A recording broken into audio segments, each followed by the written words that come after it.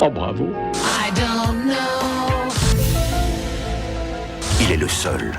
Il est unique.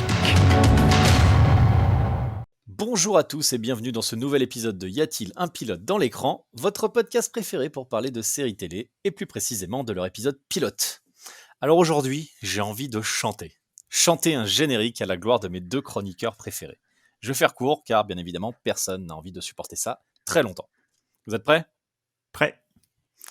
Mathias et Pierre, Mathias et Pierre, des nouveaux podcasteurs au grand cœur, bien que l'un des deux n'en est pas. Mathias et Pierre, Mathias et Pierre, un mec un peu rêveur et rieur et un autre qui déteste tout à la fin. Bravo, moi je trouve ça magnifique. Et surtout la chute. Bravo. Bah, Horrible. C'est horrible. Logique, les réactions sont totalement C'est horrible. raccord avec les chanson. paroles de la chanson. Mais qui joue Huggy les bons tuyaux? Moi, c'est ça la vraie question que ça pose. Bah, c'est peut-être moi. Mais après, je ferai pas une Antoine Griezmann, du coup. Les vrais ont la ref.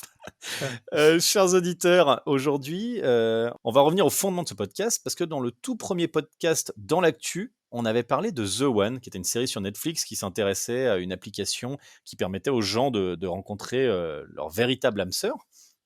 Et une série qu'on avait tous détestée, qui était particulièrement mauvaise. Et Pierre avait découvert à l'époque qu'une autre série traitait un petit peu du même thème et elle allait bientôt sortir. Et c'est justement de cette série qu'on va vous parler aujourd'hui, qui vient de sortir sur Canal+ Série. Et cette série n'est autre que Made for Love. Alors, vous avez dû vous en douter, si j'ai déjà parlé de The One, donc c'est que ça va parler un petit peu de la même chose. Pierre, lis-nous le résumé de Made for Love, s'il te plaît. Oui, je peux Alors, le Made, faire. M-A-D-E, hein, et pas la maid, pas la serveuse de l'amour. Hein. Ah oui. Oui, je peux le faire. Alors, un marié à Byron Gogol. Pardon. J'arrive pas. Non, mais Marié à... en fait, même moi, dès le premier sous-titre où le mec il travaille Ouais. pour Gogol, j'ai fait ça va être très long comme podcast. Marié à Byron Gogol. J'arrive pas à le dire. Marié à Byron Gogol. Au secours. Je vais y arriver. Marié à Byron Gogol, patron d'une grande entreprise de technologie, Hazel mène une vie de rêve. Elle disposait d'une grande maison, dotée de tout le confort nécessaire pour mener une vie oisive et insouciante. Tout a changé le jour où son mari lui a implanté une puce permettant de la surveiller. Elle décide alors de le quitter et se retrouve projetée dans un monde dont elle ignore presque tout. Cette adaptation d'un roman d'Alyssa Nutting dénonce avec un humour décapant les ravages de la technologie poussée à son paroxysme sur la vie personnelle d'une jeune femme.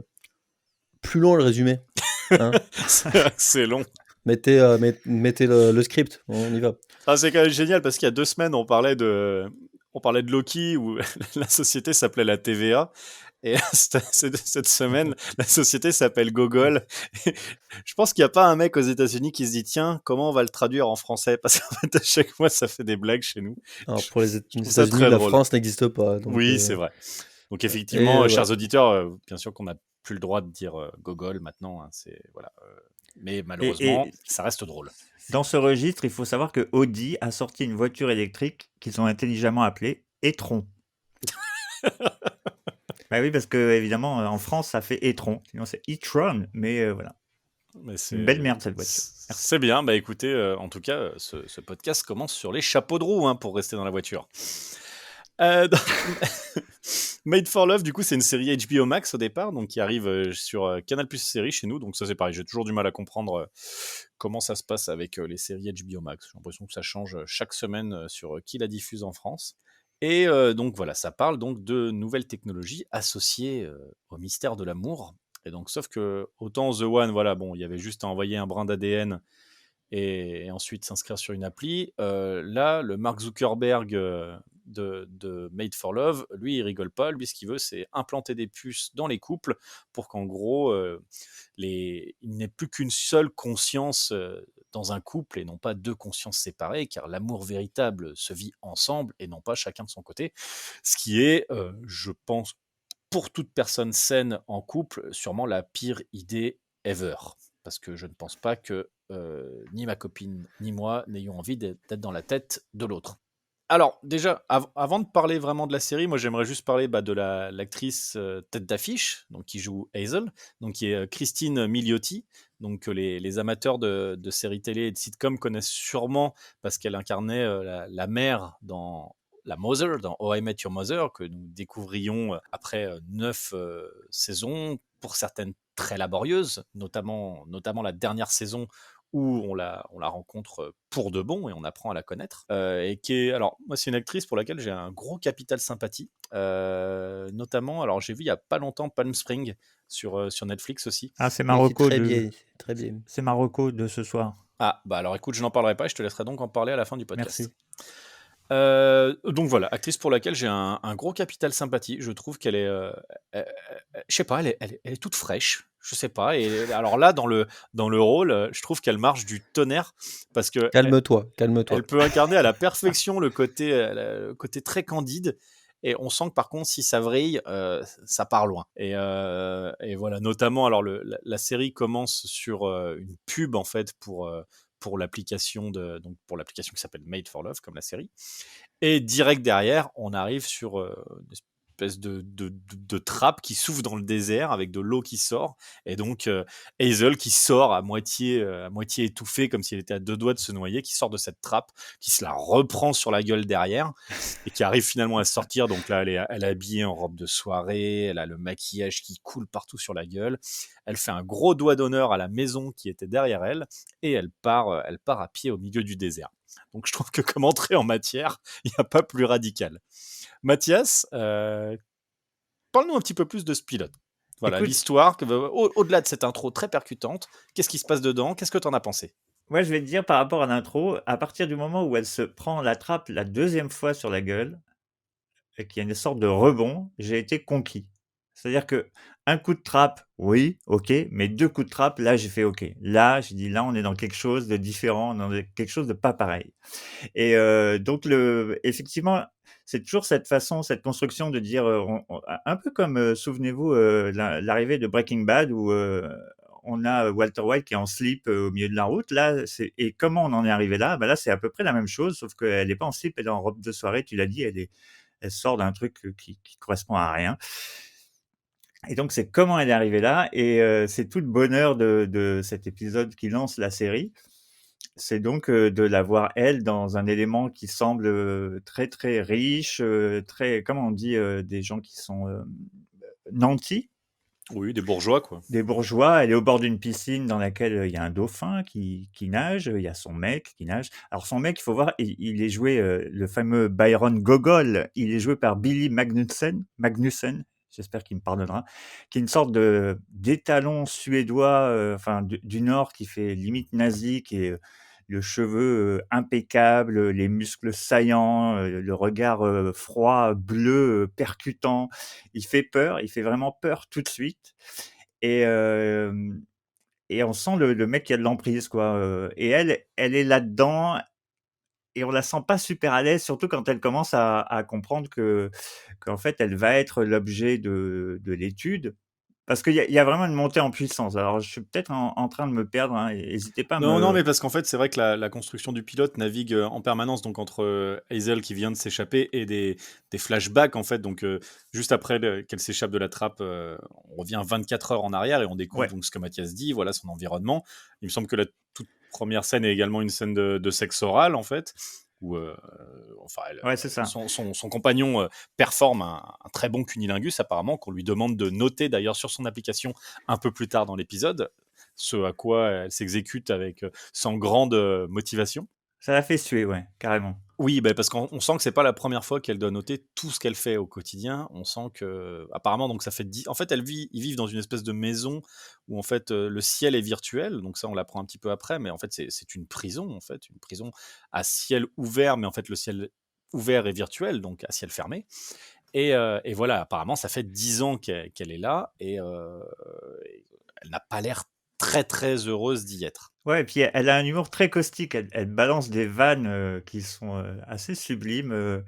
Notamment, justement, il y il y a une cérémonie qui a été mise en place pour l'annonce de l'appli, etc. Et elle a un rapport avec certains convives et tout qui est absolument à mourir de rire. Dans les flashbacks, on voit aussi, on la voit petite avec son papa. Son papa qui est incarné par un comédien que moi j'aime beaucoup, qui s'appelle Ray Romano. Et je pense que c'est un mec qui fait du stand-up à la base. En tout cas, c'est plutôt un mec de la comédie. Pierre va peut-être nous en dire plus sur Ray Romano parce que je pense qu'il C'est un acteur. c'est un acteur, voilà. Non, il a fait du stand-up et Voilà. depuis quelque temps, il est très très présent dans beaucoup de films. Il se retrouve une seconde partie de carrière qui est plutôt intéressante. Il a fait beaucoup de trucs récemment quand même, hein. Romano, moi j'aime bien. Il est connu pour. Alors je sais pas le nom en tête, il est très connu pour. Je crois que c'est peut-être Everybody Loves Raymond, je sais plus. Ah oui, ouais. Je crois pas que ce soit ça. Je vais checker. On verra. Et toujours est-il qu'on se rend compte que notre amie Hazel, elle vient d'un milieu qui est plutôt défavorisé, enfin, qui est pas du tout le milieu de notre ami Byron, qui lui vit dans l'opulence, le luxe, etc. Donc là, vous le voyez pas, mais moi j'ai eu la confirmation que c'est Everybody Loves Raymond, Oui. avec l'accent, merci. Et voilà, donc on va avoir cette contextualisation et puis la tentative l'escapade de Christine Milioti, sachant que, alors est-ce qu'on grille le truc ou pas? Oui, je crois qu'on l'a déjà dit plus ou moins sur la puce. Oui, parce que ouais, c'est la révélation de fin de l'épisode en fait. C'est dans le pitch. Ouais, c'est dans le pitch. Oui, hein. Ouais, en plus c'est merci. dans le pitch. C'est vrai qu'il y a gros spoil en fait dans le résumé parce que c'est un peu la Effectivement. conclusion de l'épisode. Parce que voilà, en fait, le truc, c'est que comme sans lui dire, son mari lui a déjà inséré la puce dans la tête, ça lui permet d'avoir un contrôle total sur là où elle se trouve. C'est un GPS, hein, ni plus ni moins, et, avec un accès à tout ce qu'elle voit, ce qu'elle pense, peut-être même. Enfin, c'est un truc bien sale, quoi. Oui, parce que j'ai l'impression, alors après peut-être que je me trompe, j'ai pas vu encore plus loin, mais il y avait même le tout début où elle est dans la piscine, où elle trouve un petit morceau de verre par terre, elle a une espèce de flash où elle voit un verre tomber, où on se demande en fait si c'est quelque chose qu'elle a oublié, ou alors est-ce que la puce pourrait pas aussi supprimer des souvenirs, des choses comme ça. On sent que lui, clairement, c'est un gros pervers narcissique psychopathe en puissance, mais genre... Il nage avec des dauphins, Jérémy. Oui. Donc à partir de là, c'est cool. Oui, et puis il y a le moment très drôle où d'ailleurs la personne qui... Donc il faut imaginer une piscine, on n'est pas sur une piscine de la taille du parc Astérix, hein. On est sur une piscine de maison normale dans lequel il y a un dauphin, donc clairement le dauphin il n'est pas heureux, et tu as la personne qui vient s'en occuper, donc apparemment le dauphin, ils font aussi les tests de la puce sur les dauphins, donc ils ont chacun leur puce dans la tête. Elle dit non mais le dauphin n'est pas heureux, il fait bah rends-le heureux, donc ça montre déjà la conscience et l'empathie de la personne. Ouais, puis on voit que le personnel de maison, enfin, il y a des gens qui viennent, notamment ceux qui viennent pour récupérer les datas, et notamment il y a un personnage qui vient pour demander à Hazel de noter les performances sexuelles de son mec, etc. Et tout le monde est en stress, en fait. Tout le monde flippe face à Byron. Donc, on comprend vite, très vite même, que ça va pas être une personne qui va y aller avec le dos de la cuillère. C'est un mec un peu cash. Alors, au rayon des trucs un peu sympas, on pourrait signaler quand même que il y a plusieurs showrunners. Donc là-bas, c'était un bouquin, Made for Love, et donc l'autrice du livre a aussi écrit la série. Elle s'appelle donc Alyssa Nutting. Et en showrunner et en co-auteur, il y a Patrick Somerville qui avait bien sûr travaillé sur The Leftovers. Merci. Du coup, Billy Connais pas. Magnussen. C'est pas grave, tu as le droit de ne pas connaître. Et Billy Magnussen joue aussi dans un épisode de The Leftovers, on le rappellera. Il avait un rôle très très court, mais il était très bien. Je mets cet acteur, il a fait des trucs assez sympas. En général, il a des rôles un peu à la con. Là, je trouve qu'il trouve un rôle qui lui colle bien. C'est vrai qu'il est un peu flippant quand même, avec sa vieille gueule de robot suédois, on va dire. Non, mais après, moi, je peux donner mon avis aussi, parce que j'ai pas dit ce que j'en pensais, je crois, pour l'instant. Non. Je trouvais ça super bien. C'est-à-dire que ce que j'ai trouvé très intéressant, c'est que la découverte à la fois de tout ce qu'il y a autour de la compagnie et à la fois du monde extérieur à leur petite villa dans une espèce de cube très bizarre, tu le fais avec le personnage de Christine Milioti. Et c'est vraiment quelque chose d'appréciable parce qu'on se demande vraiment ce qui se passe dans ce monde extérieur. Tu croises des mecs et ça a l'air vraiment chelou l'extérieur. Euh, à la fois un mec qui est dans son pick-up, le mec qui répond au téléphone, j'ai trouvé parfait la petite interaction qu'elle a avec un bonhomme dans une ville complètement perdue, où il son père, je pense. Ouais. Tout ça est vraiment très réussi, je trouve. C'est vraiment bien écrit, je trouve. Comme tu disais, Mathias, les interactions à la petite soirée qu'ils font, vraiment des petits détails. Et je trouve que l'actrice, elle est parfaite dans le rôle, dans tout ce qu'elle peut jouer. C'est vraiment très réussi. C'est décalé comme il faut, c'est assez malin. T'as envie d'en savoir plus, tu te demandes vraiment ce qui se passe.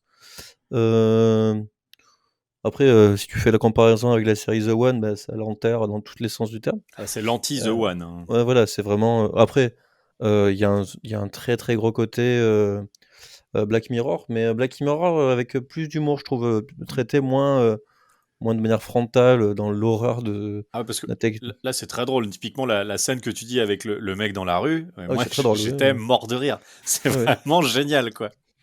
oui, non, mais c'est du Black Mirror, mais écrit comme une comédie noire, mais en insistant vraiment sur la comédie.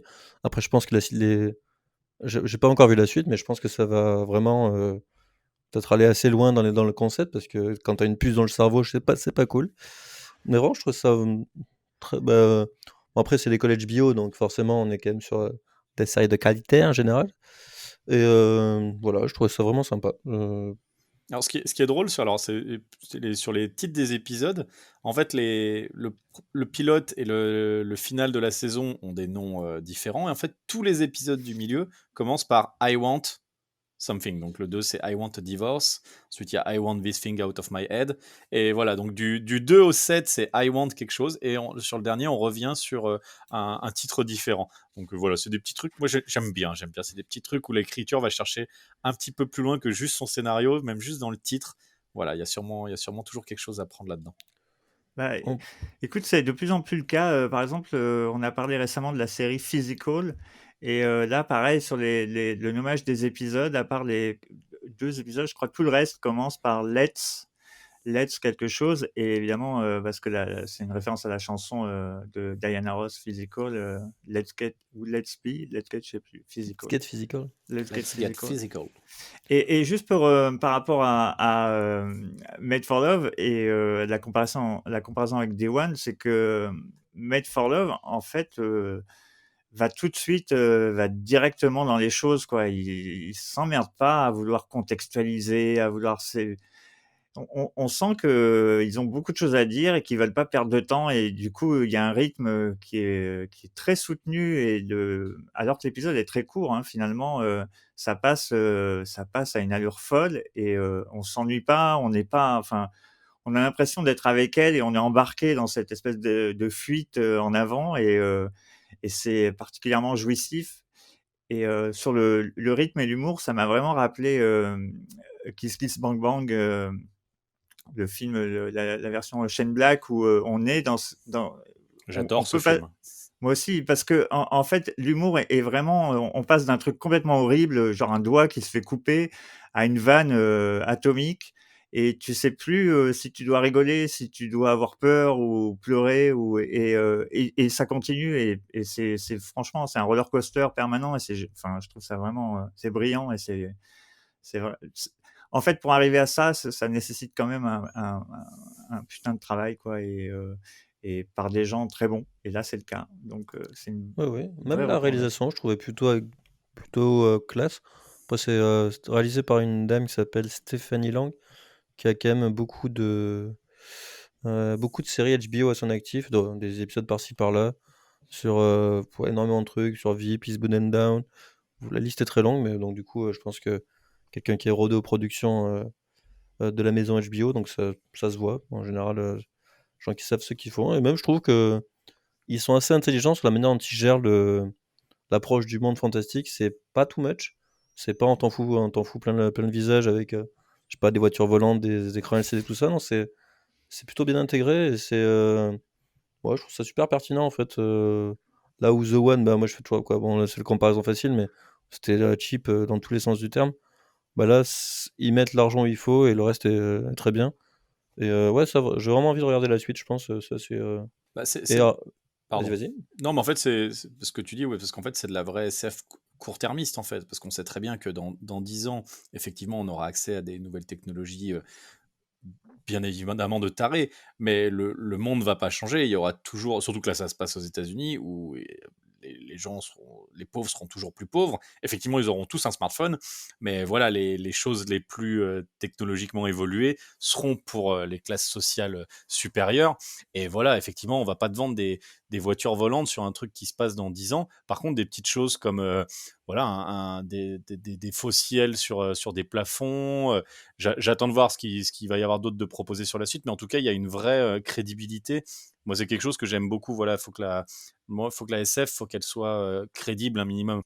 Surtout quand on passe sur des choses très récentes, où on se dit, voilà, ça, là, clairement, ça peut se passer en 2030, du peu qu'on a vu de l'univers, et j'y crois à 100%, parce que je vois très bien que les zones pourries des États-Unis, ce sera les mêmes dans 10 ans que maintenant.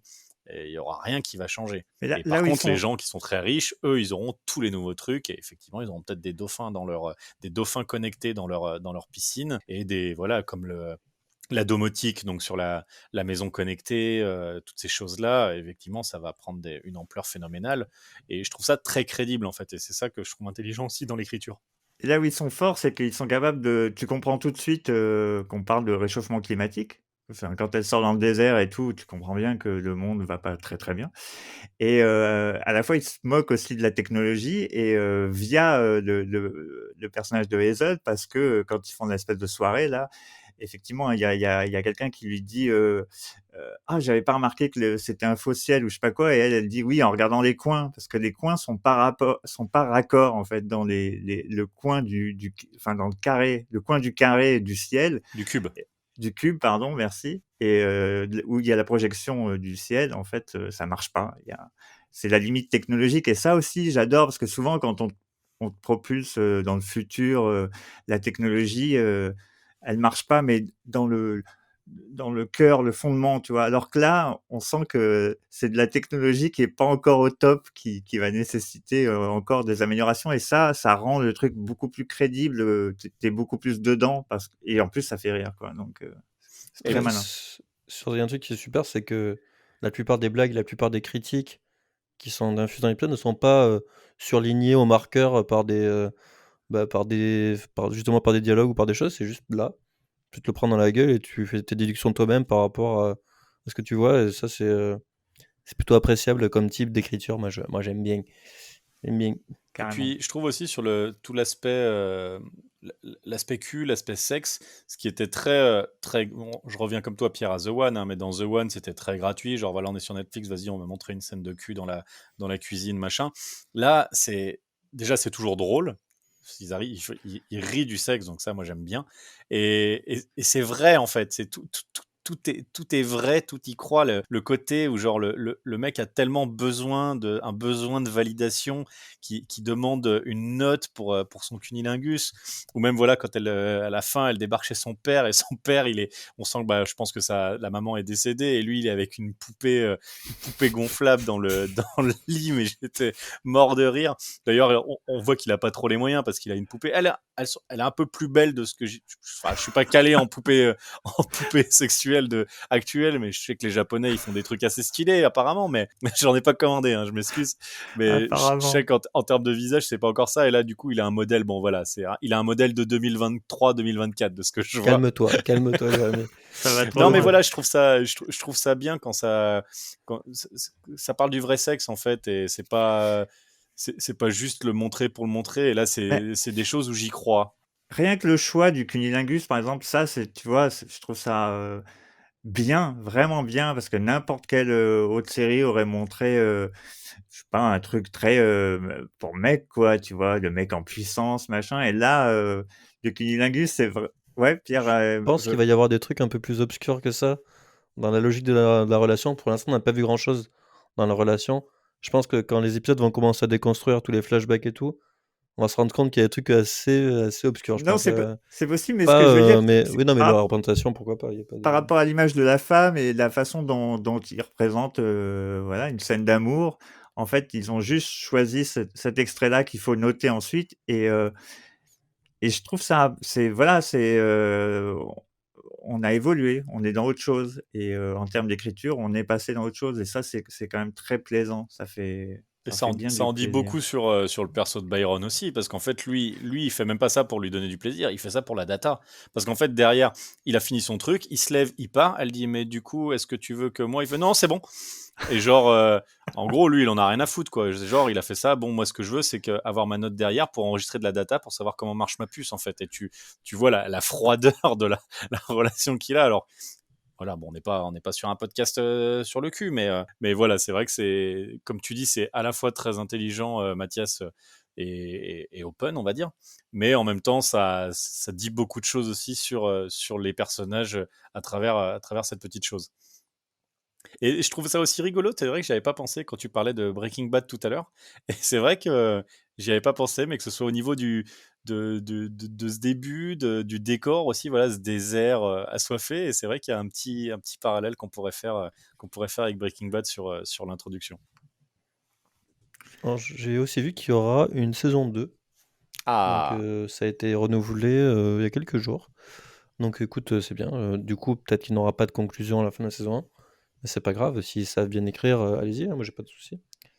À voir si l'univers, est-ce que cette histoire de puce, est-ce que ça va grossir ou est-ce que ça va rester quelque chose qui est un peu centré sur le couple. Moi, peu importe la proposition, ça me dérange pas de voir ce qu'ils ont écrit. Donc, allons-y. Je trouve ça très bien. ouais, c'est vrai que du coup, je remercie les affiches de Canal Plus série sur les arrêts de bus de Paris, parce qu'en fait, pareil, je l'avais pas du tout vu passer la série, et c'est en rentrant chez moi l'autre jour, j'ai vu ça, j'ai fait tiens, du coup j'ai reconnu l'actrice, je suis allé regarder, j'ai fait les gars, on fait ça en podcast? Et vous, évidemment, vous osez jamais me dire non parce que vous savez qui c'est le boss, donc vous avez dit oui, bien sûr, Jérémy, on fait ce que tu nous as dit. Alors, j'étais pas là, mais Non, mais effectivement, voilà, ça s'est J'ai peut-être parlé passé comme pour ça. deux. la campagne d'affichage est très drôle parce qu'on la voit comme ça, donc du coup quand elle est dans le désert de face avec tout comme je la décrivais au début, trempé, le maquillage qui coule partout sur le visage, la robe toute fripée, donc ça donne envie de regarder en tout cas. Bon écoutez, tout le monde est content, hein, c'est bien, ça fait plaisir. Ah oui. Ça fait longtemps qu'on n'avait pas eu un sans faute comme ça, ou même Pierre n'a pas dit bien mais de pas top, hein. Pierre a dit c'est très bien, hein. C'est une bonne série, moi j'aime bien. Ça fait Aimez plaisir. bien. La dernière fois, on était tous comme ça, c'était pour Mare of Easttown, et on n'a pas été déçus de l'épisode 1 à l'épisode 7. J'espère que ce sera la même chose pour celle-là, qu'on ne sera pas déçus de l'épisode 1 à l'épisode 8. Et sur les futures saisons, parce que Mare of Easttown, il y a peu de chances qu'il y ait une saison 2, vu que c'était quand même une mini-série, un one-shot, Ouais. quoi. Bon voilà, donc Made for Love, hein, chers auditeurs, donc dispo sur Canal Plus série en France. Donc voilà, c'est vrai que Canal Plus, il y a pas mal de bonnes choses quand même sur leur plateforme de dispo, que ce soit leur propre création ou même quelques séries HBO qui ne sont pas sur OCS et qui sont sur Canal Plus série. Donc ça, c'est vrai que c'est toujours un peu bizarre la nuance entre ces deux plateformes. Peut-être qu'un jour, on peut rêver, on payera 30 balles et on aura tout, parce que finalement, ça commence à coûter cher de s'abonner à ces 15 plateformes différentes. C'est clair. Écoutez, c'est le moment des petites recos, les petites recos du jour. Pierre, possible. qu'est-ce que tu recommanderais, toi? Alors, on va se mettre juste à côté du thème de cette série. Je vais parler d'un bouquin de collapsologie que je suis en train de lire, qui s'appelle Comment tout peut s'effondrer. Donc, c'est un état de fait du monde actuel. Je lis ça en mangeant le midi. C'est complètement déprimant parce que Ouais, je t'as me des rends compte repas à que... l'image de ta vie, en fait, quoi, la Voilà, déprime. donc non, mais c'est sympa. Donc, c'est écrit par deux auteurs, donc Pablo Servigne et Raphaël Stevens. Et c'est un état de fait sur des faits scientifiques, et parce que c'est tout ce qui est collapsologie, c'est comment la société va s'effondrer dans peu de temps, à base de de boucles de rétroaction, ce genre de choses. Si vous avez envie de déprimer un petit coup et vous dire que dans 50 ans il n'y a plus rien, c'est super. Après, il faut pas être dépressif, faut pas être trop émotif non plus. Mais je conseille. Trop C'est très bien. émotif. Exactement, pardon. Mais c'est très intéressant. Il y a des D'accord. trucs super sur l'écologie et sur l'économie. Tu nous rappelles le Et- titre du livre? Comment tout peut s'effondrer. Donc voilà, c'est très très. C'est direct. Et Voilà, il me on y semble va. que il t'explique pas comment vivre un peu en autarcie, c'est-à-dire. Pas du tout ça, c'est un autre bouquin qu'ils ont fait ensuite Ah, aussi. Mais ok. ils ont fait un bouquin Pablo Servigne a fait un bouquin sur l'entraide aussi. D'accord. Mais c'est sur l'entraide, mais c'est quand même un peu pessimiste. C'est un bouquin que j'ai offert à ma mère, si tu veux le savoir.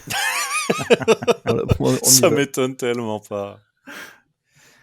Allez, suivant. Ok, allez Mathias, un petit peu de baume au cœur, s'il te plaît. Écoute, on va tout dire à nos auditeurs ou à notre auditeur. En fait, je me suis jeté,